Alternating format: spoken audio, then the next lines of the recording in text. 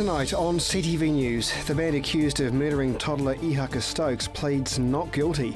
Construction on a super school gets underway and a local mum gets the trip of a lifetime.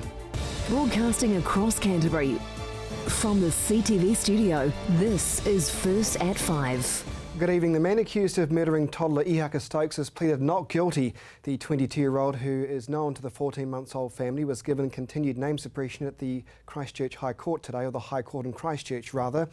The man has been charged with assaulting Ihaka on the 2nd of July and murdering him the next day. He will front in court in October.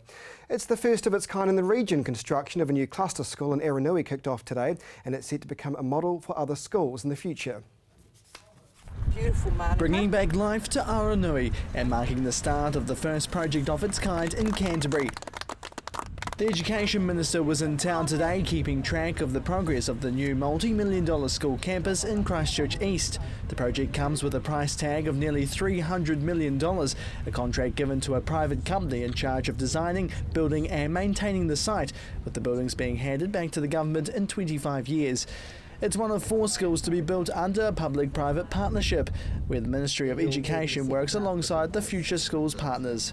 It is a changed model, so obviously typically you know what's out here at the moment, primary schools, a secondary school servicing the community, so trying to bring all of those under one umbrella, and the public-private partnership adds a new dimension in terms of facility and financing and things like that. And the principal says the plans are new and a good model for future schools to take up here in Christchurch. It's an exciting opportunity to offer a model of learning and a model of access to futures for students in this area. Obviously we're hoping that we'll be offering a model that's perhaps a little bit different, certainly from what I'm used to over the last few years of teaching, and that'll be grounded in understanding what the community want and need, and also understanding what workforce also needs in terms of skills and dispositions. Located on the current Aranui High School site, the school is said to house over 1,000 students, ranging from Year 1 to Year 13.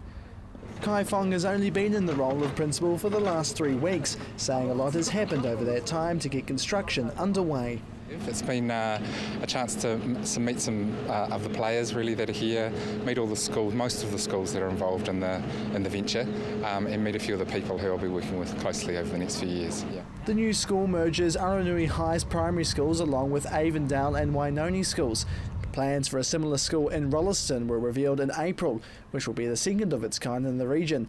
And he says it's been a talking point for the community around the future of teaching. Look, I think it's a mix. I think there's some excitement out there definitely for the new venture and what it means for Aranui in the east. And fair to say there'll be some I guess concern about what this looks like because it is so different. It's affecting a lot of people. It's affecting lots of members of the community, so you can understand that concern that's there also. But for now, the school's name has not yet been determined for the site, but is due to be open to teachers and principals by the start of the school year in 2017. Jared McCulloch, CTV News. It's a fundraising initiative that's come up trumps for one lucky local mother living with Alzheimer's. More than $30,000 has been raised to send her on an overseas trip to remember. Here's Jared McCulloch. An exciting day for the Robertson family, getting prepared to jet off overseas. It's been a long and hard road for Sue. She was diagnosed with early onset Alzheimer's last year at the age of 55. Now, after an online campaign and other support, she'll be alongside Adam as they go on a 10-day adventure through Europe. I can't even describe it. He cried. I did. And I hardly ever see him cry. Yeah, I completely broke down. It was just overwhelming, absolutely overwhelming. You know, I fought really, really hard for this, and we put in a lot of time that people don't see, and just to have the result that we've gotten. After hearing Sue's story, Flightsetter jumped on board to help make their dream possible, and the area manager for Christchurch says they're thrilled to make it all happen. So many worthy causes out there, but in particular when Adam reached out for his mum there like that, and I know it touched a lot of heartstrings, and Flightsetter, a lot of our people basically gave us the feedback, and a lot of our customers gave the feedback that it's something that we should be, involved with, and so we wanted to actually do something for them, it moved a hell of a lot. It's not the half of it really, it's jeepers, it's something that I would never ever even dreamed of doing, never. So Adam got the phone call from the travel agency and quickly shared the news with his mum. And we are going to Europe. Oh my God! Really? We Oh are spending 8 days in Europe. We are leaving from England on the 18th of October. We are travelling to Venice, Paris, the works, and we are ending in Rome on the 26th of October. Is that cool? Amazing. It's just been incredible, because I come from a very small little town. We never really had much money or anything, and yeah. Now you're going on this big adventure into Europe. I know. They're pretty much, placing us in every perfect position to see the best of the best. We're going to be in England for a few days and see all the sights there, and then, Paris for the Eiffel Tower. We're going to Venice. We can see Venice Beach, the famous Venice Beach. And stopping in Rome. And I mean all the places in between as well. That's just the main bits. But the Vatican City, and it's overwhelming. Adam plans to film the whole adventure so Sue can look back at her time overseas and remember every minute of it over and over again, something he says his mum will treasure forever. That was the plan all along, is to get Mum to these places, film her, and then she can have those memories for the rest of her life. So even when memory becomes a struggle, the video will be able to bring it all back. Adam wants to thank everyone who's helped donate to their Give a Little page. They've been able to extend the journey with the extra cash to make it the travel experience of a lifetime. The duo are getting set to pack their bags for a whirlwind adventure, making their way to their first stop, London, in October. Jared McCulloch, CTV News. Still to come, could you recycle an entire house? That story just moments away, and replanting gets away in the red zone.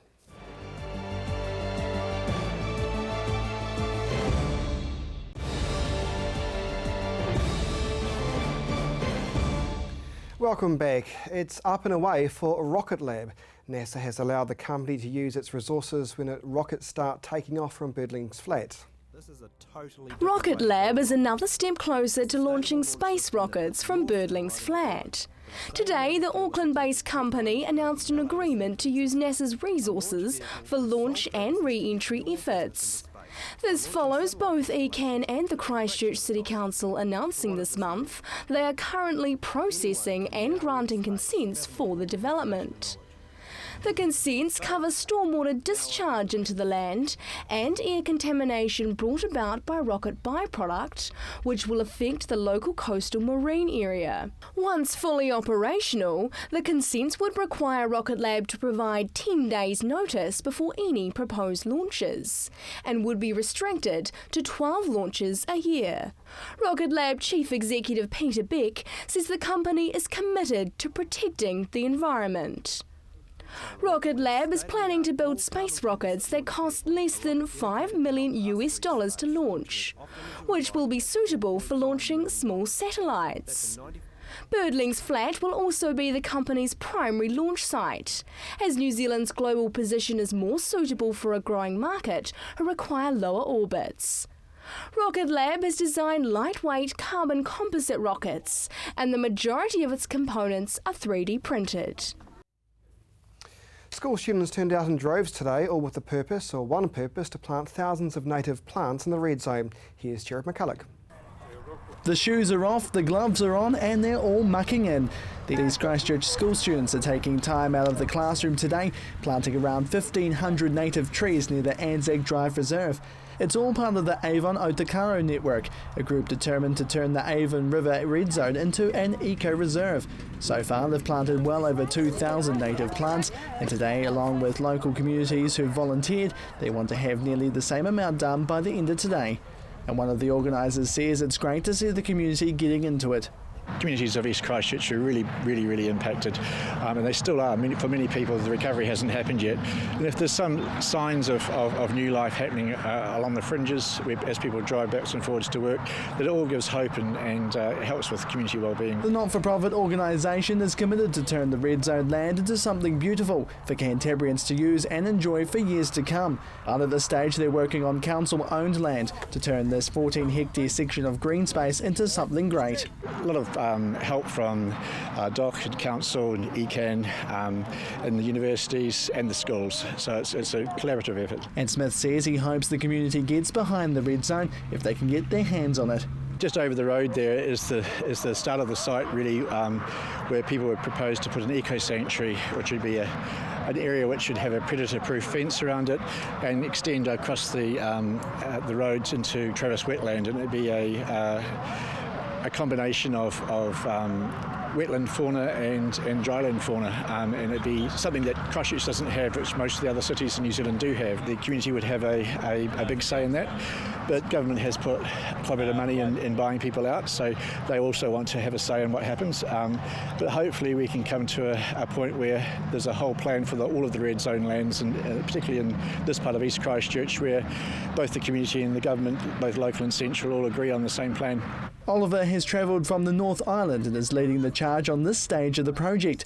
He says without the support it would be near impossible to bring the native plants back to the area.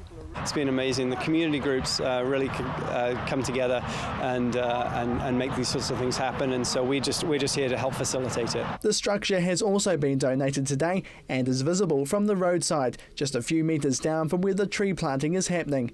But overall, Oliver says he's happy with the turnout. I think they really enjoy it, and the education program really helps solidify in their mind why they're doing it as well. Otherwise it's just, hey, let's go plant some trees, and they don't necessarily like, well, why are we doing that? The education program really helps solidify that in terms of why they're doing it, why it's helping, and gives them a purpose behind it as well. There are plans to plant more native trees as time goes on to hopefully turn the red zone green again. Jared McCulloch, CTV News. Could you recycle an entire house? Well, that challenge has been put to the test with some surprising results. Chelsea Daniels explains. If anything positive has come from the Red Zone, the Whole House Reuse exhibition at the Canterbury Museum would be it. The exhibition details the unique challenge of reusing an entire house to save it from waste. The Rekindle team started out looking for a house in the Red Zone that they would be able to use, and they worked with Sarah to find a house that met their criteria. They needed it to be made of native timber, to be one story, and to be easy enough to dismantle. And so the project to reuse every single piece of 19 Admiral's Way began. And then through to dismantling the house over a 10-day period with the help of a salvage company and a lot of volunteers, and then cataloguing all the bits of material that came from the house, and then giving these to artists to make many different objects from. Around 250 people from New Zealand and around the world have assisted in recreating the house, transforming pieces of wood, plastics and metals.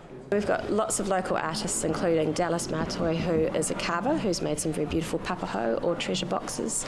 We've got Hamish Southcott, who has made some fantastic lamps and other objects in the exhibition. There are also a lot of workshops with local people, school children, and others that have made puppets and printed material and other things. International artists were also able to get their hands on some scraps.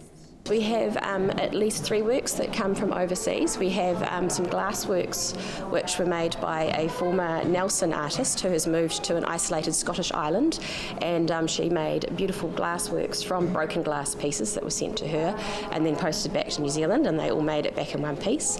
We also have some typeset that was made in London by a New Zealander living there. His friend had to take the timber over to him on plane in his hand luggage, and we had a group of design students who were with their teacher in the US who did a piece as well. The project was the brainchild of Rekindle, a social company that seeks to bring creativity and positive change in the way resources are valued. I think it was about at least a 2-year process. We started talking to the Whole House Reuse team towards the end of last year, and really started organising the exhibition from the beginning of this year. The exhibition is a great example of how Cantabrians turn disaster into innovation and opportunity. It's certainly a unique exhibition in New Zealand because of its connection to Christchurch and to the Canterbury earthquakes, and the fact that an entire house has been used, dismantled, and so many different objects have been made from it. I can't imagine that there's ever been anything else done on this scale in New Zealand. Nearly 100 items from the exhibition will be auctioned off next month, with the remaining 300 pieces being donated and some being gifted to the house's previous tenants. The auction's taking place on the 24th of August at the Isaac Theatre Royal here in Christchurch. Proceeds from the auction next month will go towards Rekindle's next project. Rekindle currently, their next project is going to be working with Kilmarnock Enterprises. So that's an established Christchurch company who create meaningful work for people with disabilities. And there's a few things in the exhibition that Kilmarnock Enterprises have made, especially carved toys, because wood turning is one of their main things. Tickets to the auction are available online. Chelsea Daniels, CTV News. So all frontline police officers will soon be armed with tasers. The move follows research which shows those weapons are most likely to prevent dangerous incidents from escalating. Frontline police officers will now carry tasers at all times. Police Commissioner Mike Bush says arming the nation's 5,500 Level 1 response officers is due to the weapons having the lowest injury rate when drawn for dangerous incidents. He says the findings follow years of research gathered since the weapons were rolled out in 2010. The move is supported by the Police Association. Feedback from officers say tasers are an effective tool for both preventing and responding to violent and high-risk situations, without further injury to staff, the subject or the public. On average, police discharge tasers once every 9 times they're drawn, which the Commissioner says is significantly lower than for any other weapon. Police currently have approximately 1,000 tasers and will acquire up to another 600 later this year. All tasers have an attached camera that activates when the device is used. Officers will now either have tasers holstered or have easy access to them in police vehicles. Still to come here on CTV News, we preview the weekend sports and the region's weather.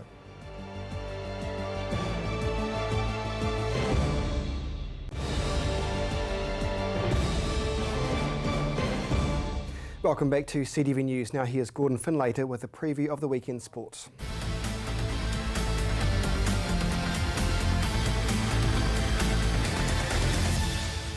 Starting with motorsport tonight, where the World Rally Championship makes its most anticipated stop on the calendar for the weekend's Rally of Finland. Geraldine's Hayden Paddon will look to stake his claim at the event, with the fast-flowing Scandinavian road sure to suit his driving style. The event got underway early this morning New Zealand time with an opening day super special stage. Paddon is 4 seconds off the pace, currently sitting in 11th spot. The young Kiwi has previously admitted to not enjoying the short, spectator-friendly super special stages and is sure to climb his way up the leaderboard during the first full day of stages. Paddon comes into the event in a rich vein of form, with his first podium at the Rally of Sardinia a month ago, while also managing a 4th place finish at his last event in Poland. The Grand National Racing Carnival gets underway at Riccarton Park tomorrow, with the Winter Cup kicking off a week of festivities. Top gallopers from around the country will gather at Riccarton for tomorrow's $100,000 feature race in the 118th running of the annual Winter Cup. The 10-race meet gets underway in the morning, with the first race at 11:10. The second finalists for this year's Christchurch Rugby League final will be found tomorrow when the Papanui Tigers meet the Riccarton Knights at Horsell Domain. After finishing the round robin at the top of the table, Papanui went down to a spirited Linwood side last weekend and now need to quickly get back into the winning form if they want to join Linwood in this year's final. The Knights, on the other hand, come into the match in fine form after pulling off a tight win against Hornby to keep their season alive. Kick-off tomorrow is at 2:45. And finally tonight, it wouldn't be the weekend without another round of the UC Championship. This weekend's featured first 15 game sees second place St Andrews take on Christ College. After a loss last weekend to Shirley Boys High, St Andrews will be looking for a win to cement them a home playoff spot, while Christ College will be playing for pride and look to upset the odds in what has been a season left wanting. If you want to see the game, you can catch it right here on CTV on Sunday at 12:30. You're up to date with the latest in local sport. I'm Gordon Findlater for CTV Sport.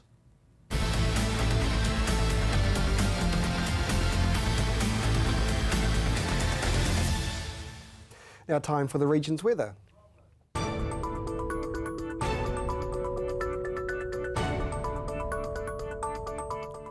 Kia ora Canterbury. Well, another frosty start this morning, but it came out to be quite a beautiful day for most places around the Canterbury region. First up, today's highs, 14 degrees for Timaru and 12 there for Geraldine and Temuka.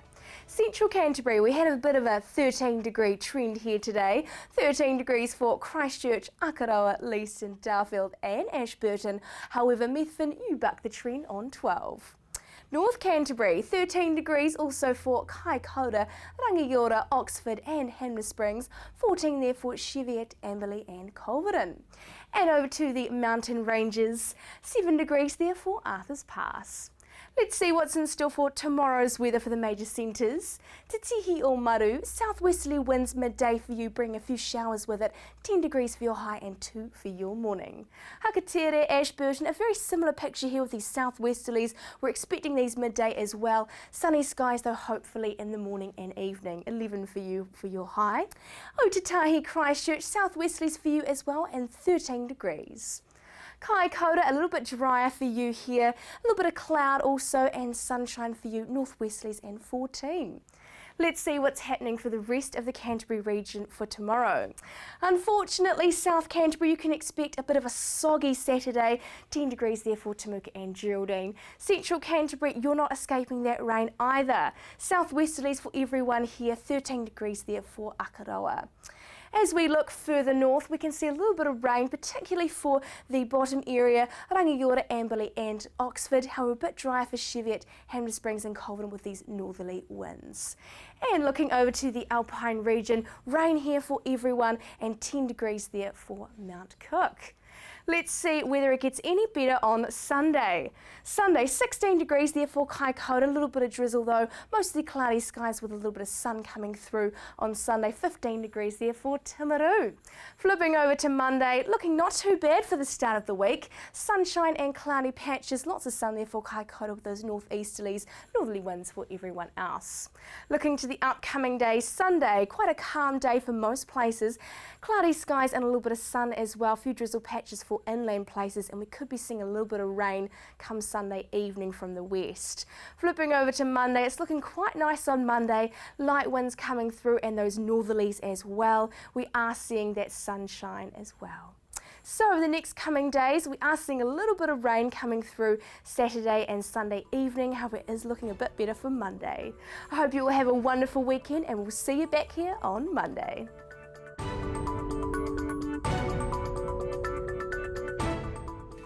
And that's CTV News for Friday. Good evening.